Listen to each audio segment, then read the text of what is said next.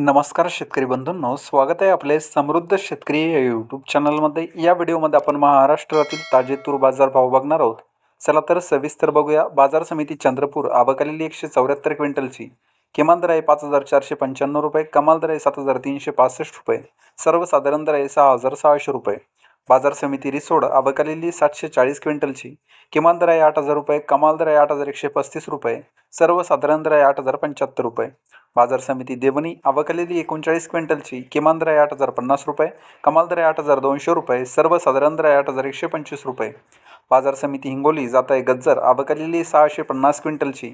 किमान दर आहे 7,400 रुपये, कमाल दर आहे 8,300 रुपये, सर्वसाधारण दर आहे 8,150 रुपये.